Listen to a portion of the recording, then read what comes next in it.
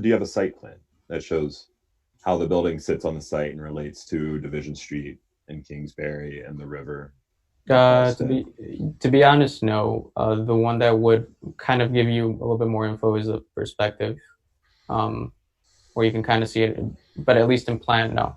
Okay. I think that would help. So to come out of your earlier bubble diagram, so if you go back a couple of slides towards the beginning of the presentation, yeah. So you introduced the idea of the Chicago River Education and Integration Center, and you give some site analysis, and then there's this bike trail, and there's the river and Kingsbury Street and downtown. These are the influences. They're on here. Those are coming from site context, which your building takes the form from this diagram. The diagram's from the site context. I think what would help me understand it better and to buy into this form that you derived from here is to have a clear narrative going from an project introduction, site introduction to this diagram. Have this form come out of that, and then that crystallizes itself in your site plan with your building of this form on that site uh, to get us to buy into it. And as designers, one of the nice parts of it is people hire us to figure this out. And if we want our buildings to be oddly shaped, it's our prerogative as long as we can get a client to buy in on it. If you look at any of the buildings from Zaha Hadid's office, you'll see that manifest. So buildings with odd or questionable justifications of form do exist, and they're perfectly fine. But to get them built, you really do have to sell that and justify that. So I didn't quite get that here. Another part of the presentation that I think was lacking in clarity was the entry sequence into the building. That's something that can be handled with a site plan as well. So where do we come from? What's the main entrance? You have that space on the second floor, right? But if you're coming from Halsted and Division Street, that's the first floor. That's the ground floor. If you're coming from the river, that's the second floor. So that says this early in the project or early in the presentation, we would want to see an understanding of that approach to the building in section. And that would, again, strengthen your argument for having this building be this form. So I think introducing a couple of additional images into the presentation you have will make it stronger in that way. Sure. Yeah. Thank you, Drew. Kirill, Yeah, yeah. is there enough here for a structural assessment? Yeah, I was gonna mention I didn't see any framing plans, but hey, David, can you go back to your section through the auditorium?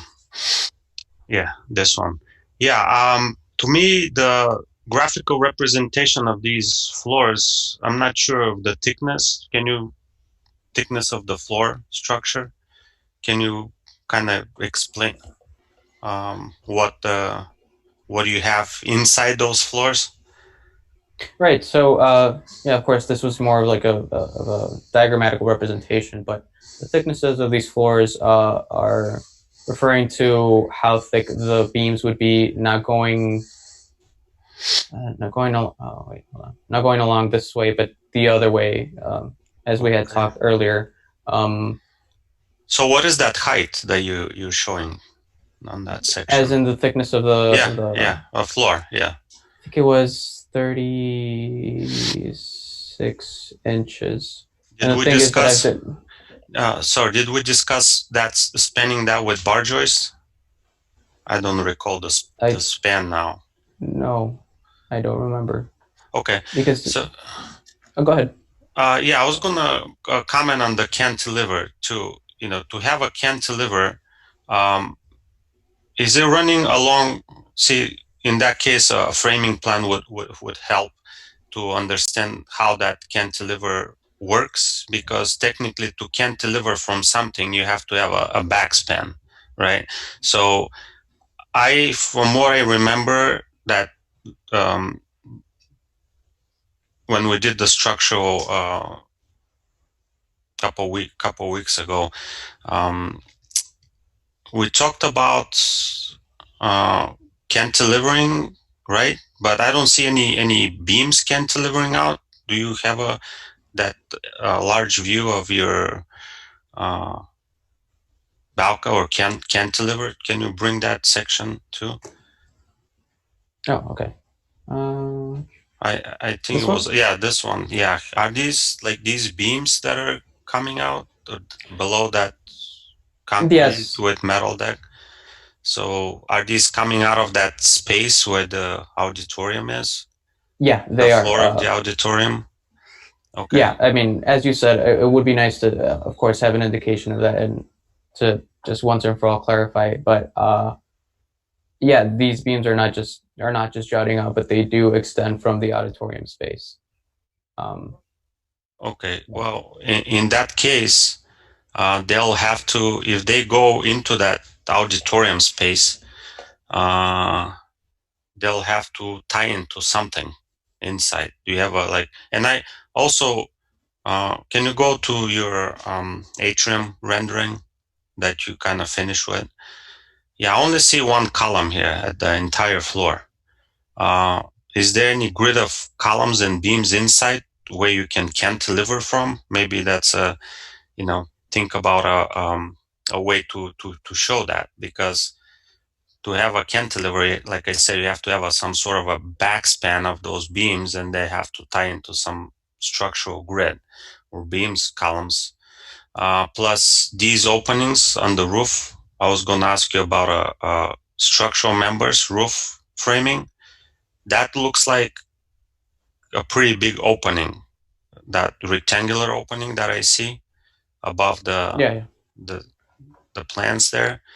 You have to frame that somehow, because you cannot run through your opening with structural members. You want to keep it nice and clean and clear for the glass. So I'm not sure about the sizes of that. I'll call it a skylight that you let light in. But maybe think of some sort of a grid. Like I said, right here we see just one column. So what is that column supporting right now, or what is it? Are there any beams that are framing into it? Plus, around the perimeter of where I see the glass, I don't see any. Is that you consider that just as an infill window wall, or how are these both floors supported here? No, I mean, I would definitely. Oh, you're still. Yeah, I would. No, I would definitely think that there should be more beams. Quite frankly, I was focusing more about the experiential aspect of this, but yes, there would have to be more beams. I mean, no more columns. Columns and beams. Yeah, some sort of a framing plan, like Professor Pantazis says. It will be very, very helpful to kind of understand how the structure works. But yeah. Thank you, Kirill. Sure, thank you, David. Thank you. All right, thanks, David. We have to move on. Sochi, Victor. Sochi. Okay. Hello, everyone. Hello. I'm Victor. One second. You ready, Sochi? No, 1 second. And then I'm going to put this.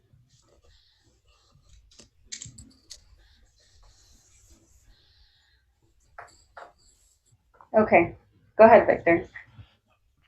Hey guys, yeah, so, we found poetry really comforting during these trying times, and so we started to start with this poem that we've been studying, and Sochi's going to... I placed a jar, Anecdote of the Jar by Wallace Stevens. I placed a jar in Tennessee, and round it was upon a hill. It made the slovenly wilderness surround that hill. The wilderness rose up to it and sprawled around, no longer wild. The jar was round upon the ground and tall, and of a port in air. It took dominion everywhere, and the jar was gray and bare. It did not give a bird or bush like nothing else in Tennessee. On top of this site. So that poem kind of just resonated with us, but just because of the way we've been thinking about this project moving forward, or we thought from the beginning is like our whole goal of the project was to not just play like the actual grade is 13 feet above water. So moving forward to what we've been calling a river level, right? So go to the next one. Hold on one second. Yeah, so this was the current state of the site. We felt that there was a missed opportunity, or this is this was the current, wait, hold on. This was the current state of the site. So, our first moves going forward were to connect that, or to connect that discontinuity between the grade and the water level. So if you go to the site model, Sochi. So this is where we were at midterm. We created some topo that brought people down from Halstead on the upper corner down to this sloping path that basically brought you 3 feet above the water. And that was kind of how we thought that we were connecting like this man-made natural world to the actual wild mile, and to align ourselves with the goal of the actual wild mile. So you can go forward, Sochi. Yeah. So the one of the more important aspects of the wild mile proposal that we focused on was that it's trying to bring back the riparian stage of nature. So the riparian stage is not solid land and it's not water, but it's somewhere in between. So we took that concept and we are applying it to the site as well as the building. And this is a concept model that we have for that idea, where we're taking what you see brown is grade level, and what you see down on the grayness here is the water. So we're taking that same concept of creating a riparian stage, like this middle stage between man-made and natural, or land and water, through the building and through a conservatory more specifically. And here's another view of that site model. And so this is a diagram that we made early on about the site conditions. So this is as it is now. Like, you'd have to be pretty close to the edge of the water to actually start to visually connect with it. If you go to the next slide, these are the effects of our digging at the site. We're able to visually connect with the river from a farther point. So after midterms, we started to move forward, kind of massaging a little bit of the roughness that came from it. And the first was like actually landscaping some of the courtyard and the surrounding site, and to also we wanted to create a more inviting face. Like, if we have this hugging gesture towards the water of the L shape, we wanted to kind of mirror that on the opposite side. So we have a kind of a mirror of that. So yeah, the next slide, Sochi. So here's some of the views that we've gotten now from our new form, and this is basically what you see when you're approaching the building. You can see some of our courtyard, or some of our conservatory, which we wanted to keep. But we wanted to put on display as much as we could. So we have that facing some of the more busier street of Division. And then next, so that's really relating back to our concept model. We also start to see some of the gradient in the second massing. So whenever we refer to massings, like the way we've been framing it in our mind is, so the conservatory arm is our primary massing, and then the second this gradient arm, thank you, Sophie, is the second massing that houses most of our administrative and other like program. So if you want to go next, Sochi. Yes. Yeah, you want to go with this one? Yes, thank you. So we were very conscious about the fact that we were digging out a lot of earth in order to enable a further view of the river level. So we calculated how much square footage or how much cubic feet we're taking out. And through a couple of different programs, for example, we have the riparian wetlands, which we will need some dirt for at the bottom for the plants to grow over it. We are using some of the concrete from the site to create gabion walls to retain the rest of the earth that is being kept in place. We have potted planters, which are also using some of that soil after we compost it. And then as part of the program in the building, we will have a composted soil community program so that we can engage the community around us. So what we're thinking for that is that there would be a program as part of the building that would offer the community classes on composting and on recycling, so that they can come back to the site and they can pick up soil whenever they need it, and this soil would be composted at the same time. So they're learning and they're also using recycled soil from our land. So in total, we've recycled about 10% of our land, which doesn't seem like a lot, but we're thinking about it. It's a lot, yeah. It's in our mind. So this was Sochi's original concept model that, after midterm, we wanted to find a way to re-engage our concept. So, this one, I felt like this one had more to do with organizing and orienting people throughout massing, and also like viewing, right? So moving forward, that's how we started to, if you want to go to the next slide, that's how we started to organize the plan of the building and the program adjacencies. We were using some of the walls to actually to activate the courtyard. Activate the courtyard by using. Wait, hold on. I just got really distracted. We are using the walls to organize people inside and organize their views by using the courtyard as a through port to see other program across it, and to kind of use it as a wayfinding system through these wall orientations. So you can see on the lower right corner, we have the conservatory that kind of opens up into this under the bridge, we've been calling it, or underneath the cantilever. And then on top of, directly across from that, we have the auditorium, which then leads into some of the exhibit space, and the walls in the exhibit space kind of orient the people inside them to like push them towards certain views. And then if you want to move forward, Sochi. Before it? No, forward. Forward. So then that started to organize some of our site orientation or our building program.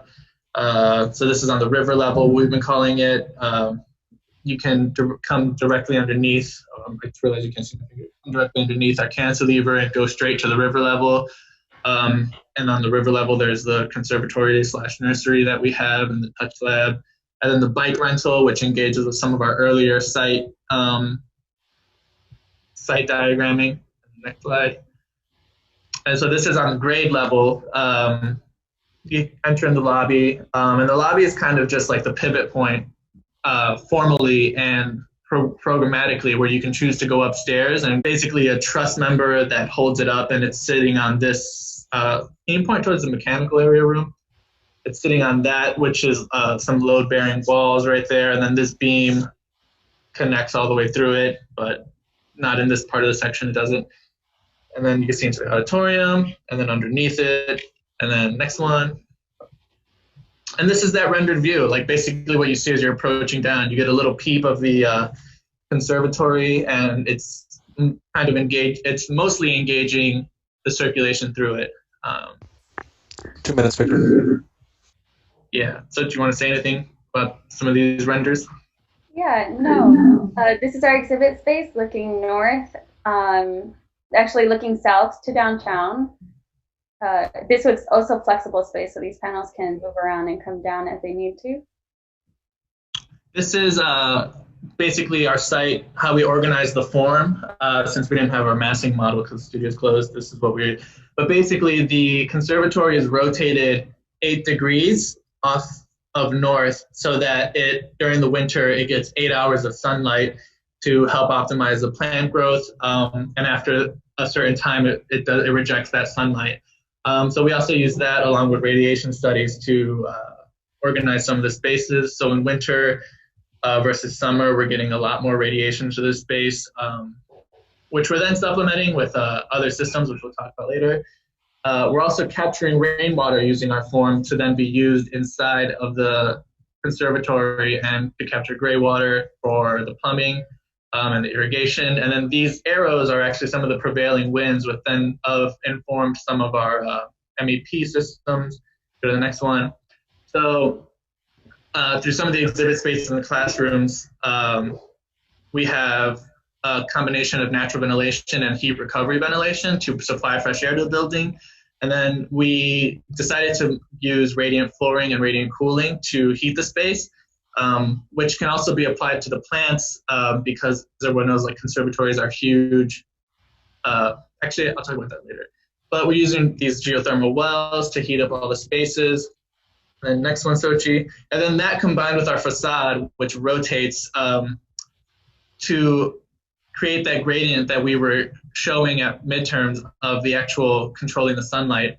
So we're able to control some of the sunlight in some of the more light-specific spaces, like the classrooms and the exhibit space, which require more controlled artificial lighting. And then next slide.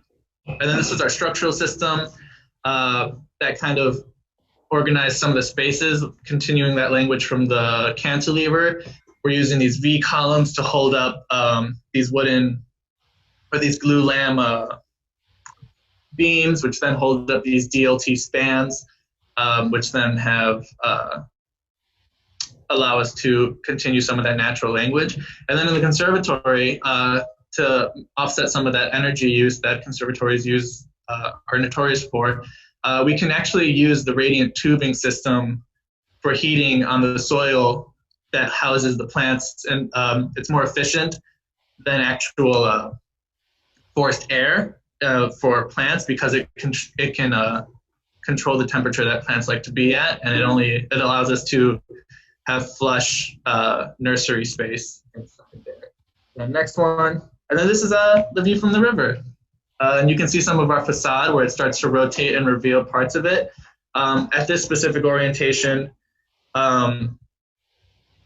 we're rejecting some of the southern light, but we're bringing in the northern light that's needed for those two programs, specifically the classroom and the exhibit space. And then you see our Gabion wall and how we're connecting some bike people. Thank you.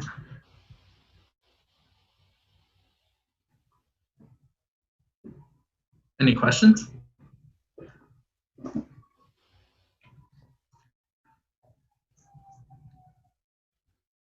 Is it just us, Sochi?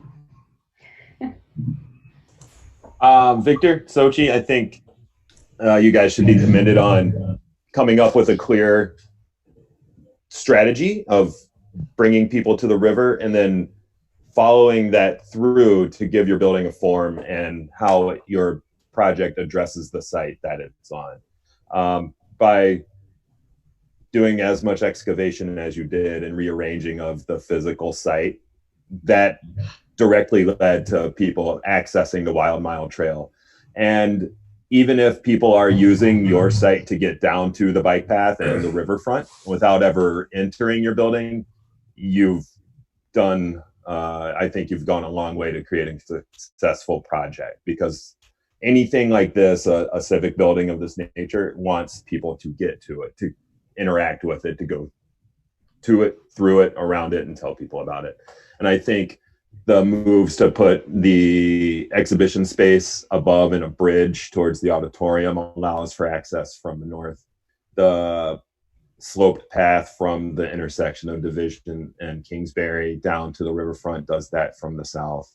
And then that allows people that are coming down the river to get back up to city level on your site as well. So congratulations, well done. I was a little concerned with the poem at the beginning, but through the course of the presentation, it seemed to be a fitting metaphor for what you're doing. So that was out there. That was a chance, and I think you pulled it off quite successfully. So at midterm, I believe you had a V-shaped building that was less concerned with the site than this one is. I think you've taken our comments from midterm and successfully and used them to great benefit for the project. So good job. I'd like to just start the comments there. Thank you.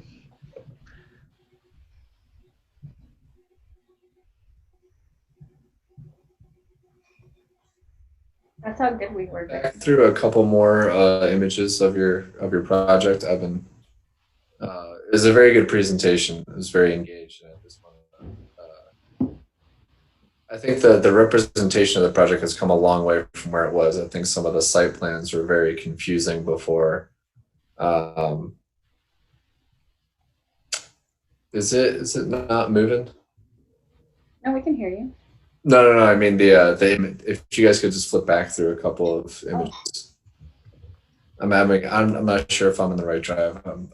I keep not being able to find everyone's stuff to look at. Yeah, I mean one of the things that sticks out of my mind is your last site plan. Just could not make heads or tails of it. I think this was very helpful. I agree with everything that Drew said. There was a couple kind of funny things in your plan that I think could be sorted out. Go to the next floor up.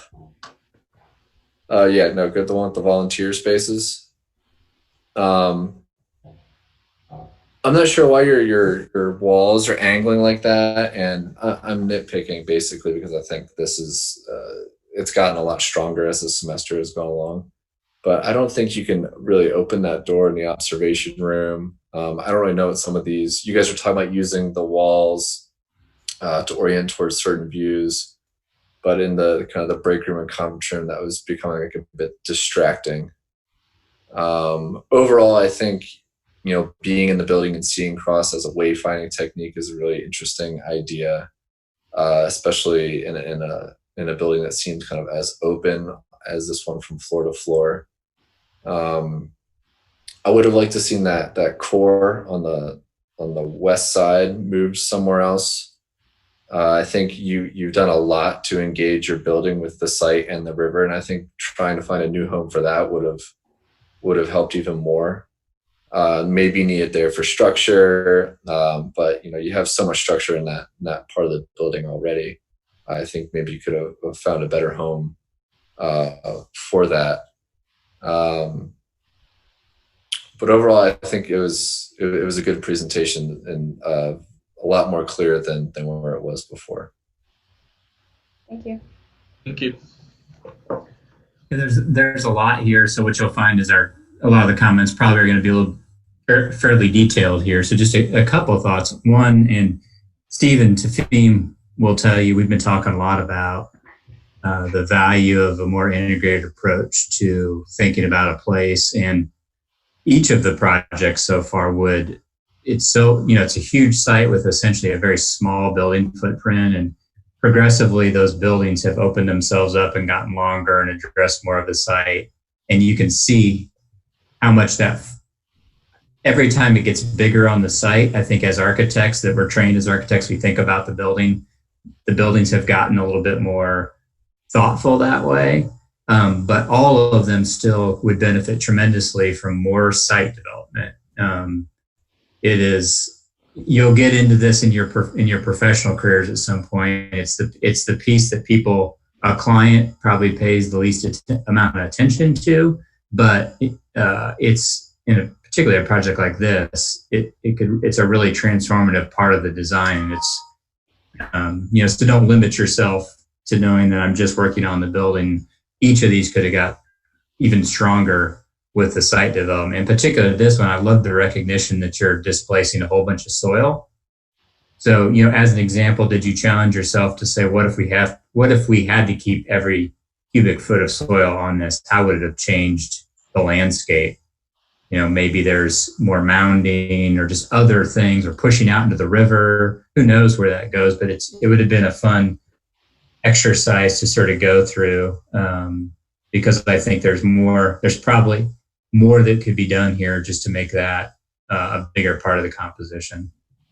And then the other thing, and I think Carol might get into this a little bit with structure, but because you've been able to get into the structure pretty nicely, it probably could be more expressive.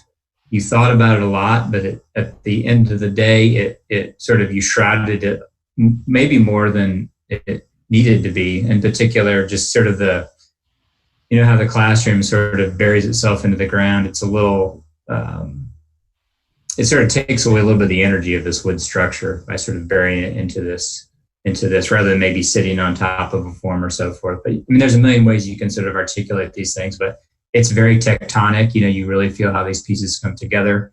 It probably, had you had 4 more weeks, you might say, now I'm going to spend the next portion of time really studying the structure and seeing what kind of impact it could have. And I also don't know if the bracing of wood, like these sort of truss forms, is the most effective use of the wood or not. I really don't know. Carol might be able to give you some good feedback there. Thank you. Yeah, I want to second everyone's, or I guess 4th or 5th, whatever, everyone's comments about just, you know, the clarity of your presentation. So can you, can you flip to where we can see like exterior facade?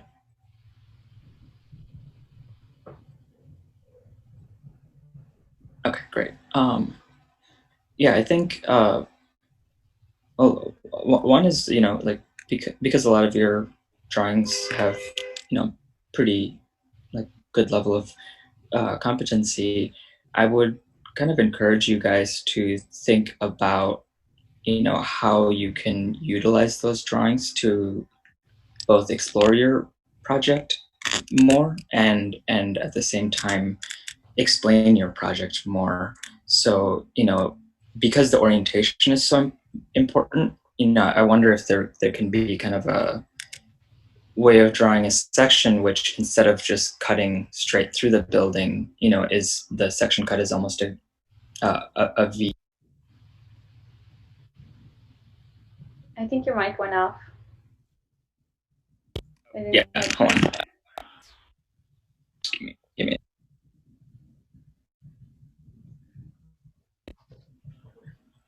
Okay, let's see if this works. Okay, yeah, cool. Yeah, so if you can like basically like cut through here and go along like this wall, and then, you know, cut through this way. I don't know if that explains it. So like, you know, in this, oh shit. Okay.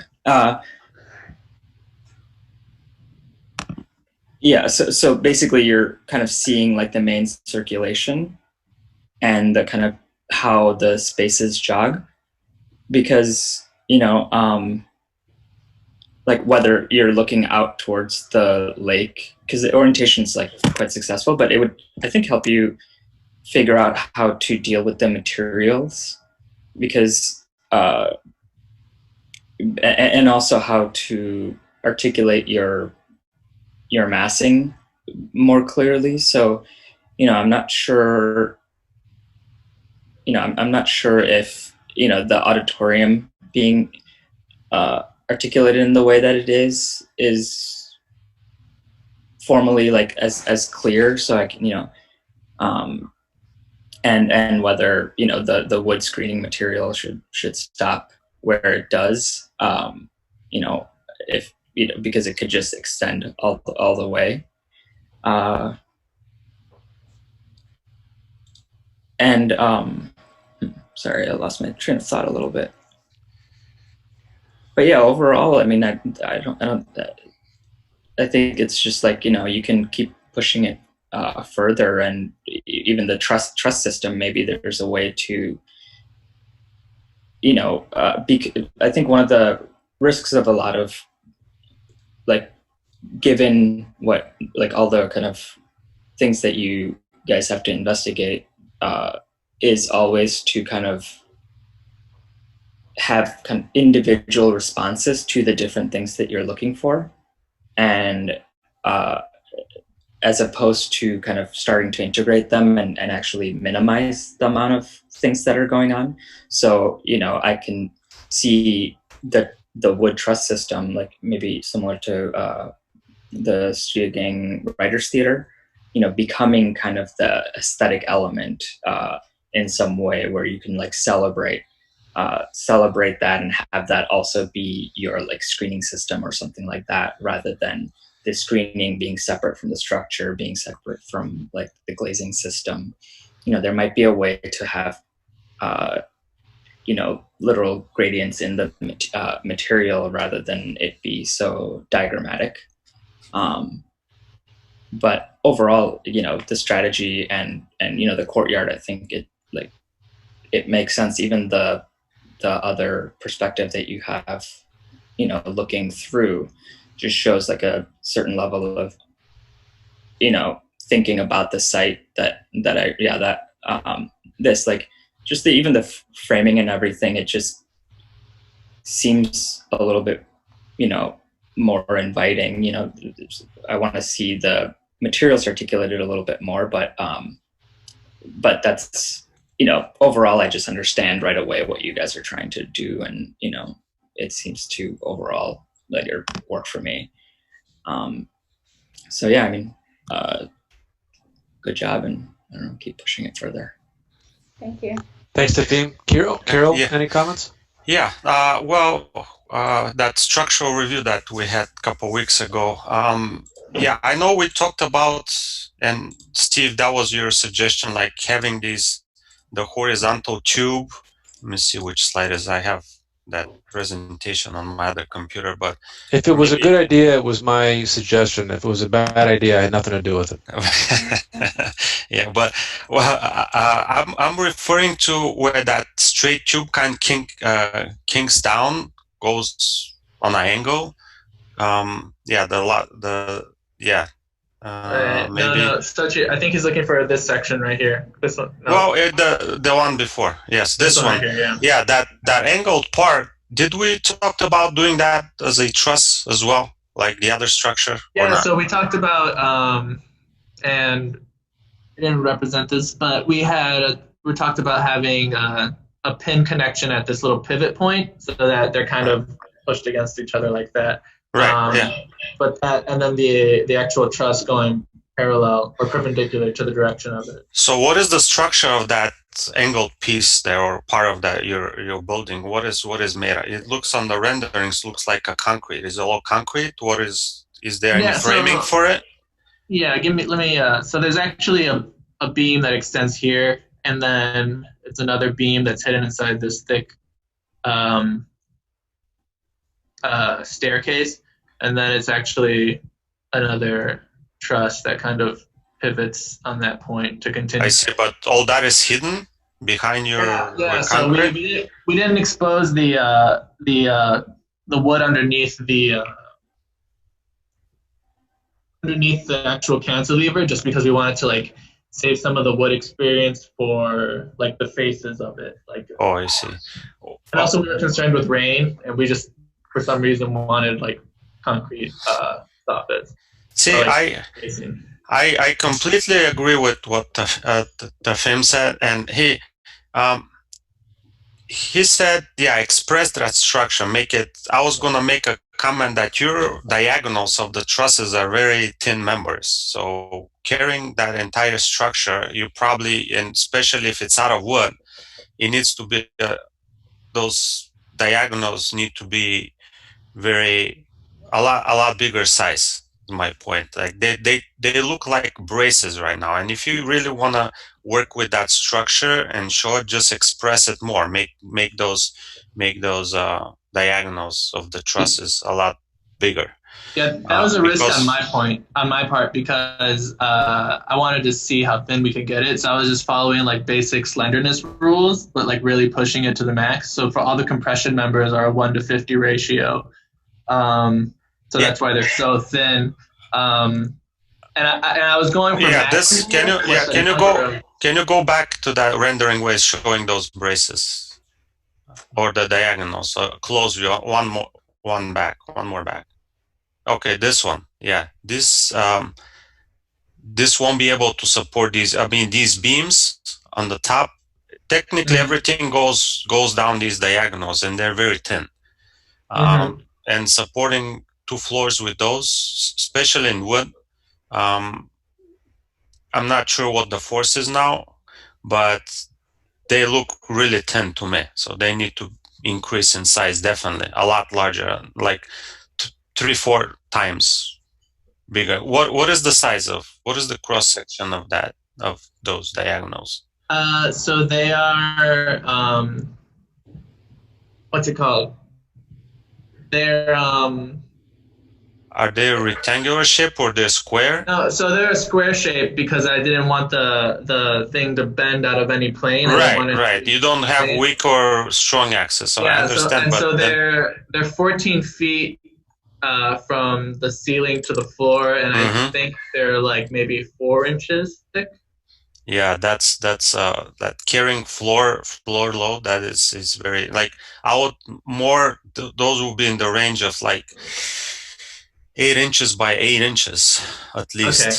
Yeah. So, and that's gonna express your structure a lot more, and maybe show it up, like make it more pronounced, and I think it's gonna look better behind your that wood facade that you have, that is kind of your outside enclosure, the vertical wood pieces. So was there a code review part of the?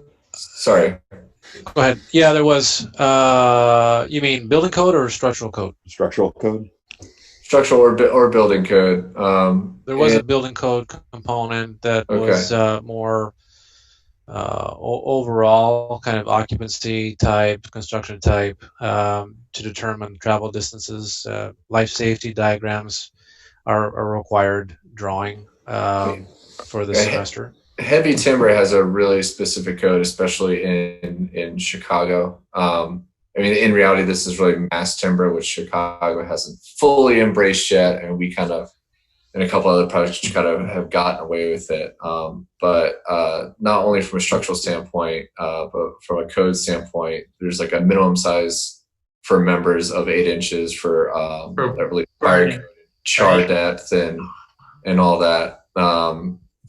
So I just remembered that existed. Yeah, that makes sense. That just clicked in my head. Yeah. Yeah. And this, I mean, again, this is maybe more of like a rep kind of comment. But DLT is really kind of slick looking, and what you have here is almost rustic looking, and the rest of your building, you know, it could almost be more of a museum than some type of environmental center. So, you know, I think your presentation was all very clear, but I think some of the shots, like bouncing from kind of the look of your images to the looks of your renderings, I think could be pushed even more to make it a lot clearer and crisper of a project and a presentation. Thank you, Alex. Optimistic structure side, I've just got a couple of comments, maybe something to pursue after the semester's over when you have nothing to do because you can't go outside. But, you know, the idea that your site steps, I don't think should be because you have to put dirt somewhere. I think there should be a better reason for that. And I'm thinking of an interview probably by Franz Schultz, probably about Mies van der Rohe, that starts with, I think, the Tugendhat House and ends with IBM, and I think Seagram's, and that when you put a building up on a plinth like that, you create a division or a separation, a sense of privacy. And so if you revisit your site party, You might fold in some element of private, public, or active, passive component to your site design because you are creating a separation there, or some other reason for the big step, big separation there, other than we have to hide our dirt, right? The other thing, yes, graphically this was taken, far enough, right? We get an appreciation of the courtyards and some of these other spaces because I think there was enough resolution, just enough resolution to appreciate, your appreciation of priority of these spaces. And in your last slide, that louver system starts to resemble reveal, which Victor, I think, was one of your original concepts, right? So I like that part. The part that I think fell short, I think Alex made the comment, was this idea of wayfinding across the courtyard, which was an interesting concept, but didn't quite flesh out. So maybe revisit your floor plans. I think, Sochi, you had some elements where you had program lining the skin, but then at some points it was broken and exposed to the corridor, and so you had these moments where the courtyard or that courtyard view was revealed more to a public viewport. So maybe revisit that. And then the slide before this, I think what makes this work is you capped your greenhouse, which is not a good idea, but you've made it so thin that it becomes believable again. And I know you've got the daylighting diagrams which work. You might consider overlaying a diagram like this with the shadow lines, winter versus summer. Just it's a different look and might be more appealing to people trying to understand your project. So thank you for your work, and think about some of the things I talked about. I want to thank our jury. We've got some substitutions to get some fresh legs out on the field. I am not asking you to leave. If you want to stick around, I invite you to, if you can. If you do have to leave, I want to thank our distinguished jurors. Chris Boardman has already left. He had a prior commitment, so I thank him for his time. Alex, short for Alexander Rayner from Valeria de Beltrain, joining us. Thank you again for the tour. Spent his whole afternoon with us to tour the Environmental System Center at Lake Calumet. Kira Livanov teaches at IIT, is structural engineer and architect, to tell us how far we fell short on our structural engineering. You're sticking around for the second part, right? Yeah, I'll be here. Yeah, I'm in sticking trouble. around. Yes. And Tafim, whom I work with over at Ratio, and Drew from Moss Architects. Thank you for your time. We are going to keep going because we're past the halfway point. So we have joining us Scott Sarver, who heads the Chicago studio, principal at Ratio, and Eric Chang from John Ronan's office. Thank you for joining us. We'll be reviewing the fourth year studio project. The next project is Maria and Jackson. And the project is an environmental interpretive center on the Chicago River, meant to facilitate river access and participation in the expansion of urban and river ecology in Chicago. Thank you for joining us. I'm Maria, by the way. Hello. All right, shall we? Yes. Ready when you are. Cool.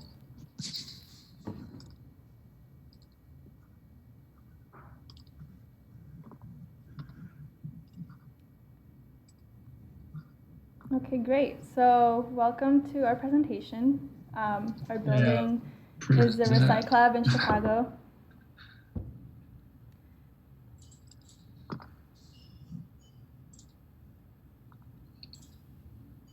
All right, is that good, Purple? I can't see. Oh.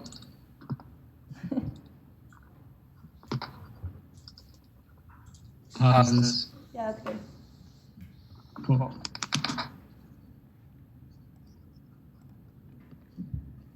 So, shall we? For those of you who are not at our midterm review, basically a little bit of background on our project and the history of the site. Also, just a little quick note, if you see me looking up on the screen, it's because my camera's down there, so just want to let you know. So a little bit on the history of Goose Island and the site. It is a very industrialized site, as you're probably aware. For a long time, the island was pretty much used as a way for the city to get resources and just kind of store everything that wasn't, or store some of the industrial part of the city, some of the, and it still is really just kind of like a reject in a sense. There's plans, like Steve mentioned, for the Wild Mile to take over and do some new renovations to it and new projects and just kind of like incorporate it more into the city. So Jack, if you want to go into the second slide. So here's our site, as you know, on the north, or yeah, I guess the middle of the island, east of the island, so you can go on to the next slide. At the beginning of the semester, we were asked to create a concept assemblage, kind of really focusing on what our concept for the project would be. And I really wanted to focus on the idea of symbiosis just because it really is kind of an idea that's coming up more in architecture now, just because nature wants to be part of architecture and architecture wants to be a part of nature itself. And so in a field of like industrial brick buildings and boxes, we wanted to kind of bring that cohabitation back and be able to not say thank you to nature, but kind of acknowledge that it's there and acknowledge that it was there before us. So you can go on to the next slide. So implementing the biological concept of symbiosis into the field of architecture was kind of what we were looking at by creating this sort of I will say a space that's being inhabited by natural or blobs or organic shapes into a box or a bounding box, a limiting space. So you can go into the next one. So this is the first look at implementing this concept of symbiosis and inhabiting volume. So this diagram, the first step we see on our site, Division Street on the left. This is looking towards the river, sort of, but we have this bounding box or volume to start with. And then as you continue down the steps, you see the cells, programmatic cells being introduced into the site. And so then in the third, we see the program of our building being inhabited by these cells and moving into this space. And then the fourth, we have the cells filling up the whole host volume, this 20,000 square foot volume, and starting to delineate these different programs and intersecting with each other, activating the site. So like Jack said, so far it's been really a history of like parasitism in the sense that the city has been taking from the island. And we're really aiming for mutualism, and so having this project give back to the island in a way that no other project has. So with that in mind, we started planning out our program and we devised the Recycle Lab, which is basically a research center that will be creating sustainable building materials out of recycled objects or materials. So this is just kind of an overlaid side plan with kind of what we imagine would be the most ideal placing for some of the program. So you can go on to the next one. So here, kind of just an idea of how the building form, I said, would come together was basically having the research lab in the center, and then the research lab would in turn kind of bleed into or distill itself into the other programs of the building. So next one. And then obviously we have a footprint requirement, and so having that compression happen really allowed for the programs to start touching one another, but then we still weren't convinced about how involved they were with one another. So if you go to the next slide, then we have these like diluting the volumes into fluids, and so really having these programs kind of merge together, and when at the intersection of one program with another, then you would have a new program that would be the result of both. And so for example, if you had the lab in a classroom, then a touch lab would come out, or if you had the lab and the exhibit, then you would have a place such as informal learning. So it's kind of the combination of those functions that really gave off the form that we currently have. Yeah, looking at these cells not just as individual spaces, but how we can leverage this organic shape to create these intersections and overlappings of program so it flows together more naturally and we can start to use more of the building. And so here's just some thoughts on structure that we'll show further in our details, but just in a more diagrammatic way. We were able to have a concrete shell that will actually host what's the interior of the building.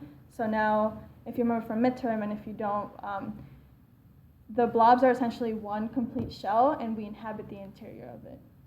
Mm-hmm. And then a matrix around them, so a steel lattice that would be protecting the shell, but not enclosing it, so not keeping it shut from the outside world. Mm-hmm. And then finally, the circulation cords are also an important part that you'll see in our plans.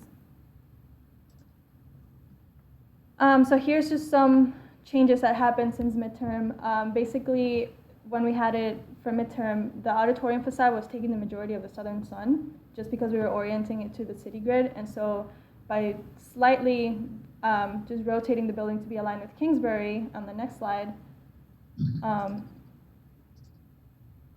you'll see that the frequently used common areas are receiving southern exposure, and that's something that we really considered in terms of our facade and how we went forward with that after midterm. So we can see. And also this correlates with access from Kingsbury as well, which you can see in this diagram. Yeah. So it's a very accessible site.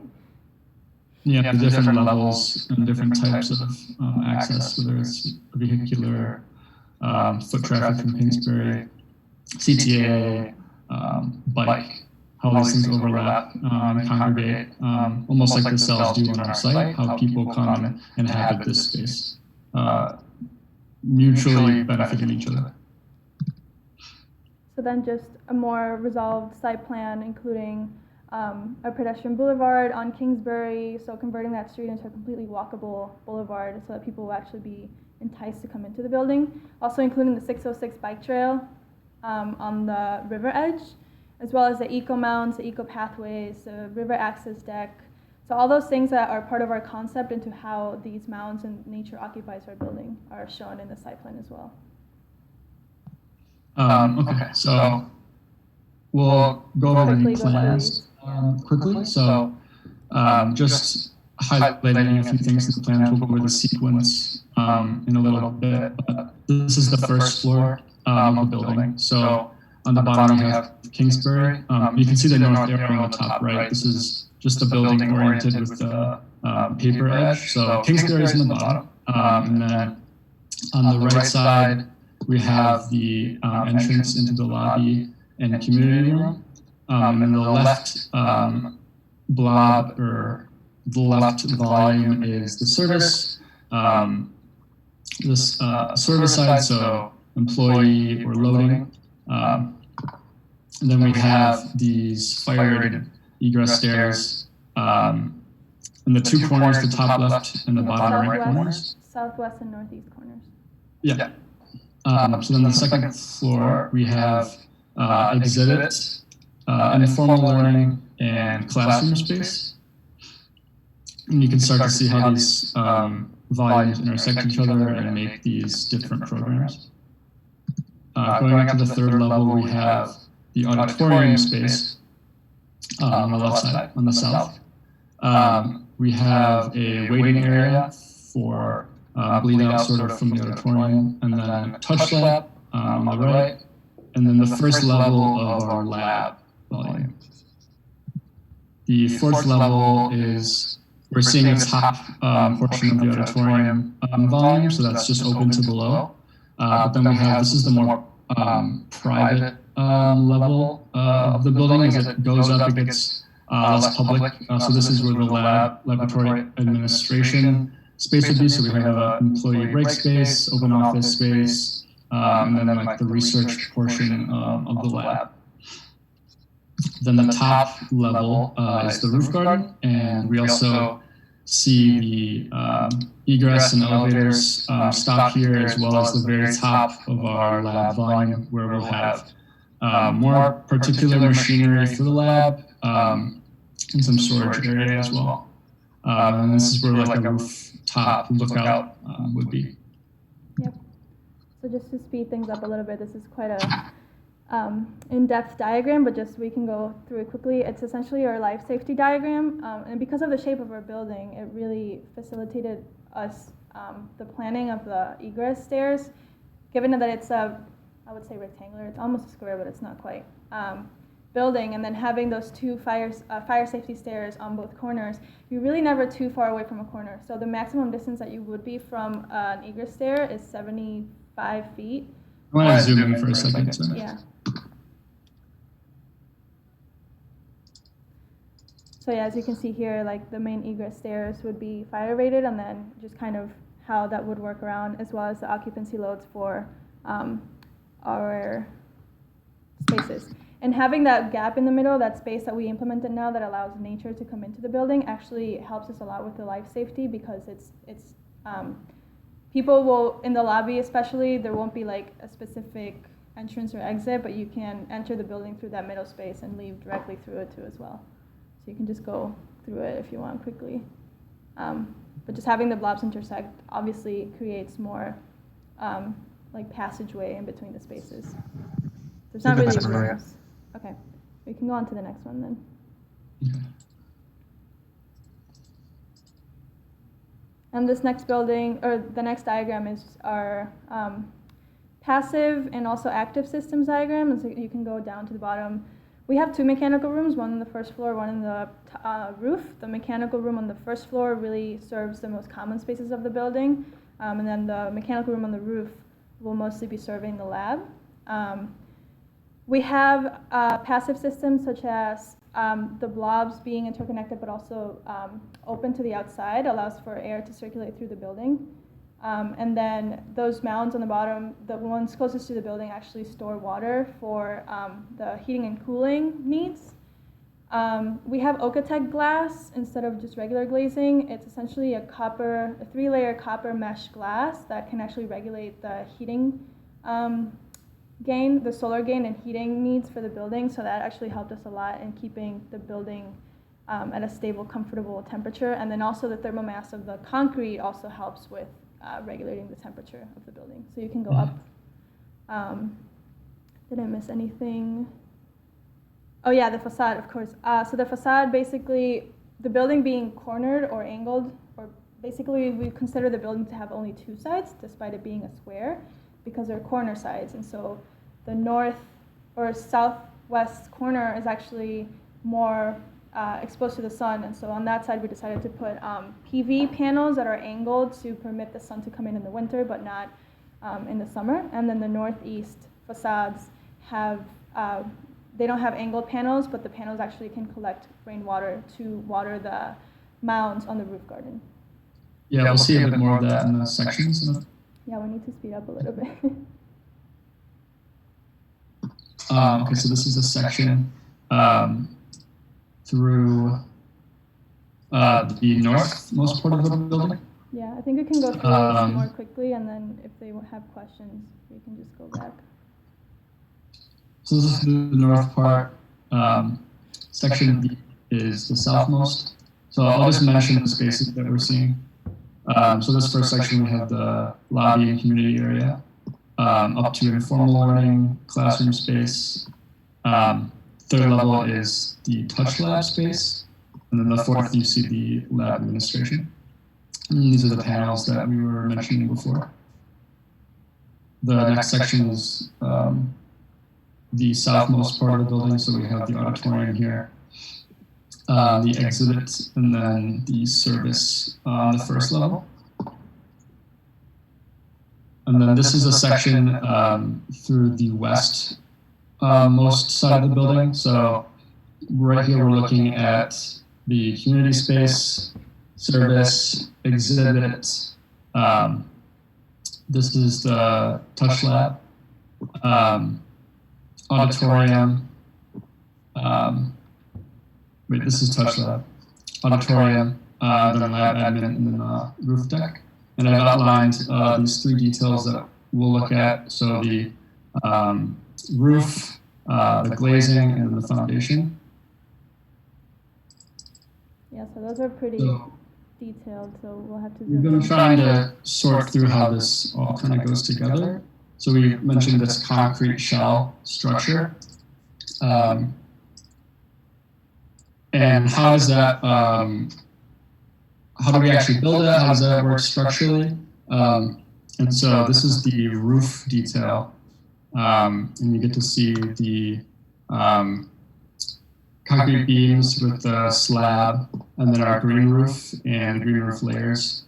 And then these pavers on top of the roof, where you can walk around with a lookout deck. And then over here, this is where the parapet holds the facade frame. So the frame holds the cables that go down, down vertically to hold these photovoltaic panels. And these are just concrete lamellas.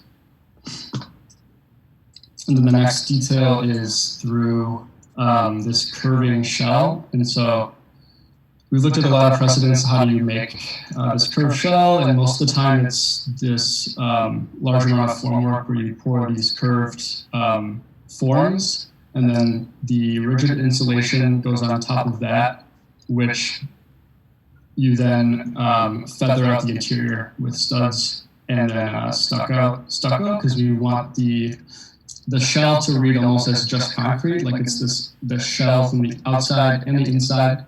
And then this is the glass, that Okotek glass with the copper mesh. And then you get all these instances where we get these volumes when the slab meets the curved blob, so we have the space underneath for ductwork. And then again, we see our facade panels. And then our foundation. Which is just a regular concrete foundation. And then I think we just have some views, right? Yeah, and we'll look at,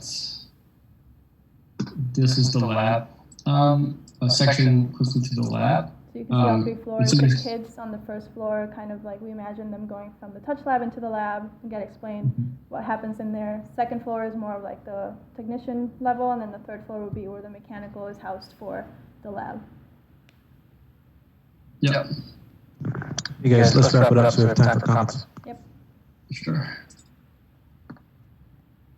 So these are just some abstractions from the exterior from Kingsbury. We see the building itself with the glazing and the facade and the approach. And this is from the river side and these curving mount forms that lead you up towards the building, and then how the facade sort of changes as it goes more south.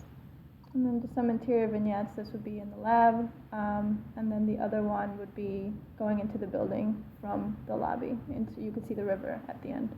The building, I meant, not the river, but yeah. Yeah, that's it. Thank you. Thank you. Scott, Eric, any comments?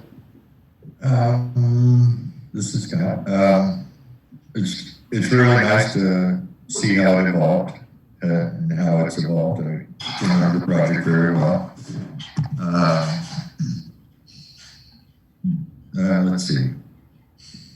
Some simple things, but on plans, north always up, just because I remember where the sun was when you showed me the previous site, and then the site got located, started to get disoriented, but I think that's relatively minor.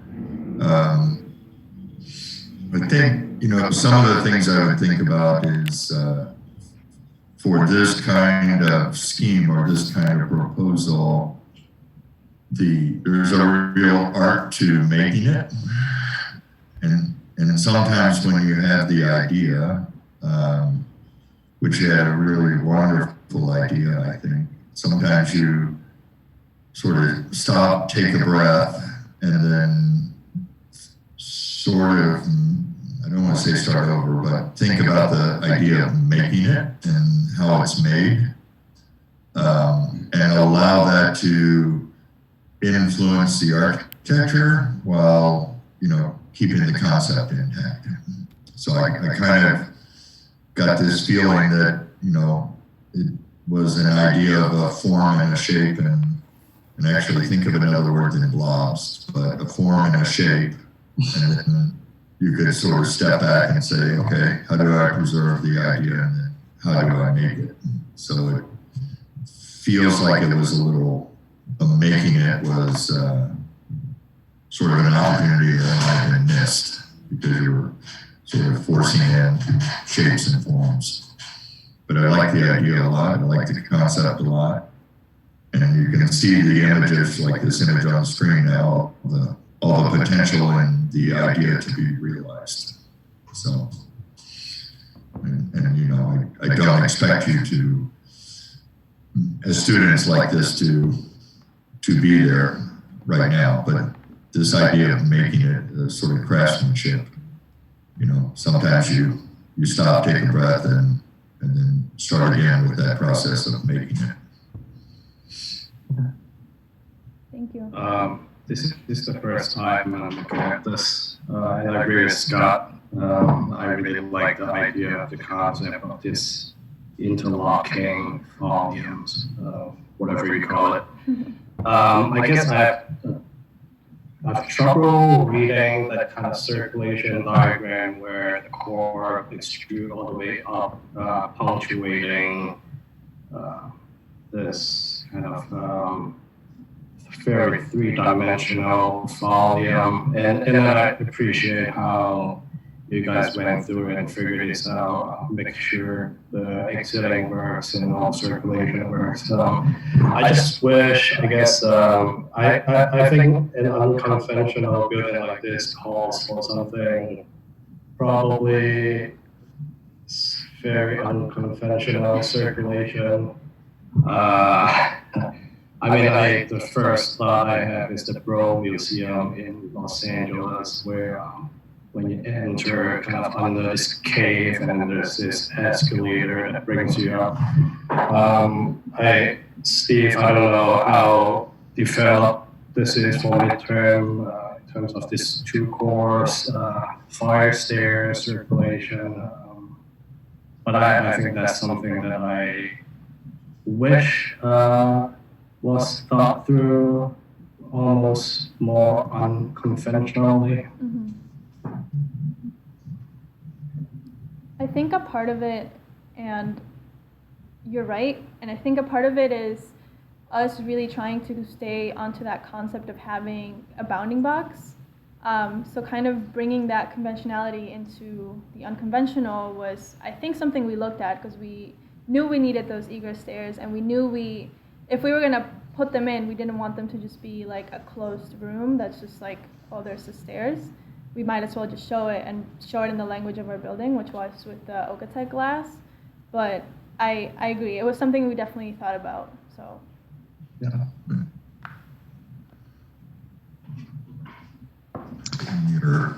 In your concept, I remember the spaces between the bounding box and the interior volumes, the blobs. And I sort of found that exciting, and just it looks like they're still there a little bit. The red stuff. It would have been interesting to promote that more. Yeah, we actually have the courtyards. We didn't mention them.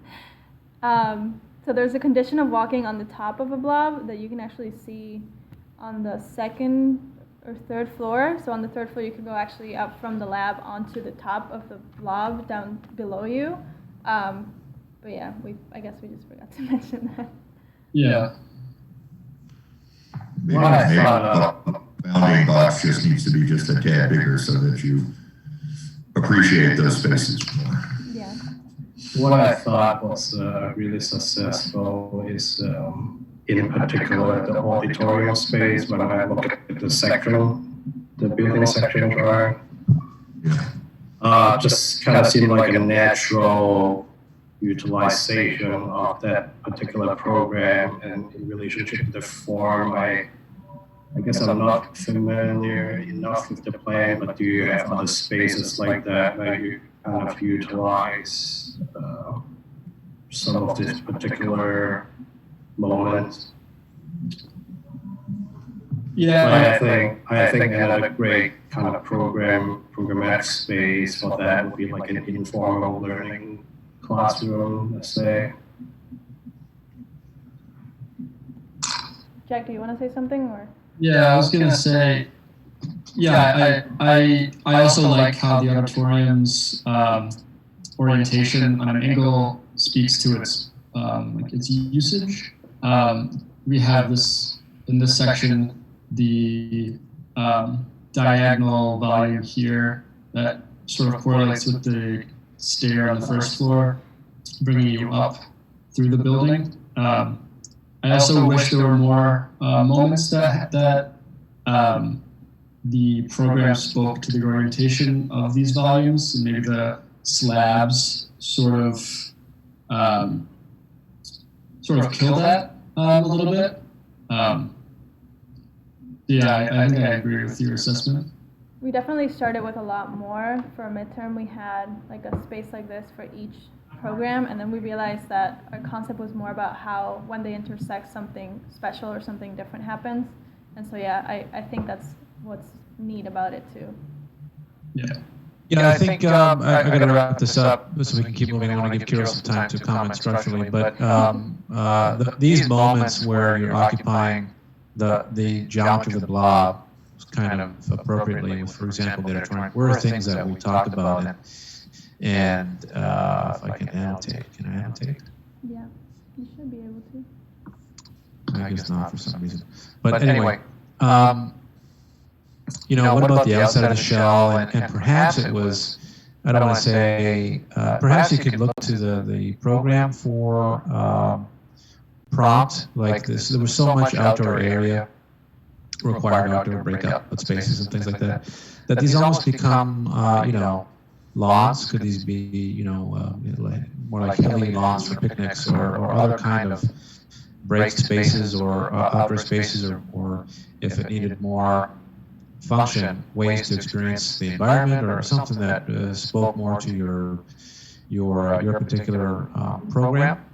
But that certainly would have been something to take this, kind of all the way, and it was something that we worked through and tried to get through. I think in a project like this that has such ambitious geometry and is in a comprehensive building design studio, you do get back to the corner, right, with respect to time, and so your egress stairs are extruded rectangles instead of, what else could they be? I'm thinking of Rex's Kentucky Museum high-rise mixed-use project that never got built, but seemed to be built up on stilts and supported with angled braced members and angled elevators and things like that. So perhaps the stairs would do that, but certainly ambitious. And these kinds of graphics were taken quite far. I think we needed more exterior reviews, and I think we needed more information on your glass system, because I know you had that precedent. So maybe it was an explored axon or something on what you really meant by this expanded metal sandwiched between two pieces of glass. But Kirill, Professor Ivanov, I wanted to give you a chance to comment on structure. Okay, yeah, the structure, it's you guys, it's pretty well thought out. The concrete, I'm not gonna comment. It's gonna work the way you guys presented it. Like these shells. I'm more interested in like those the exterior enclosure. To add to Steve's comments.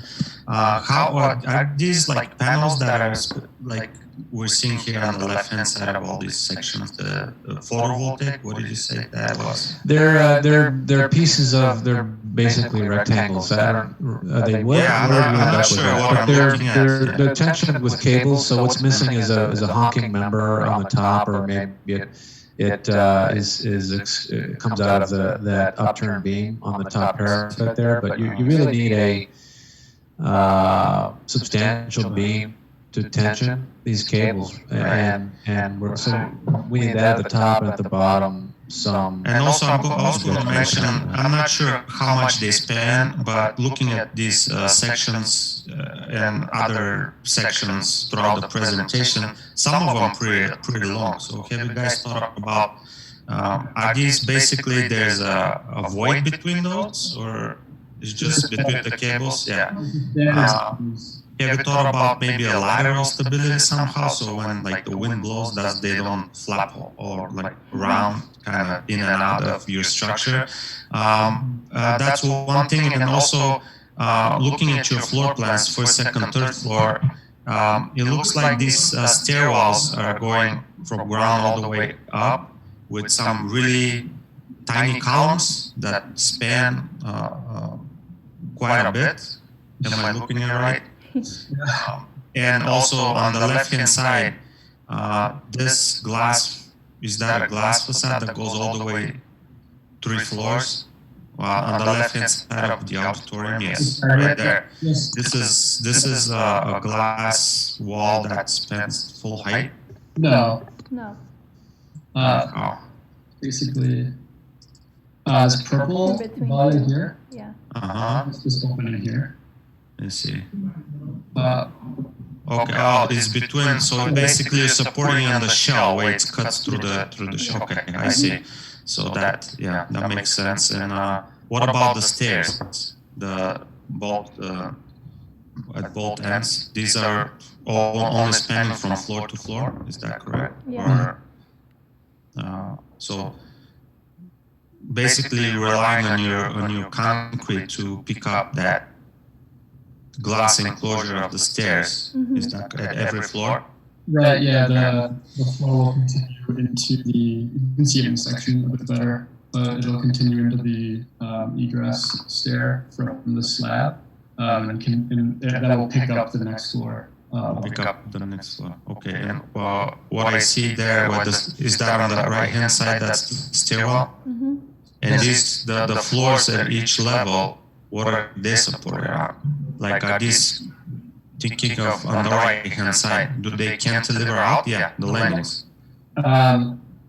So if you take a cut further back in this section, you'll see the block sort of continue. Oh, continue. Cantilever is exaggerated in these sections. It doesn't actually cantilever this far. It's being further back. The nature of how the volumes look in the section. I see. Okay, yeah, just wanted to make sure that it's not like kind of in the air and not supported by anything. And also one comment about your, I'm not sure at the bottom, looking at the scale, your graphical scale on that section, the foundations, is that about 2 feet wide footing, where you have the building sitting, contacting with in contact with the soil, down there? It'd be about 3 feet. 3 feet, yeah. Yeah, just graphically you may wanna, because this is, 4-story building with a roof, maybe you wanna make it a little wider, and it's all concrete, so it's a lot of weight coming on that. Just a minor comment on that, to make it a little wider. You don't have to provide a footing, but you'll need a more area to transfer the loads to the ground. Otherwise, it looks pretty good. So. Thank you, Carol. All right, thank you both, Sam and Anthony. I'm going to have to be a stickler on time for the next 3 if we're going to finish in a timely manner. Thank you, guys. Thank you. All right, thank you. That's good. Okay.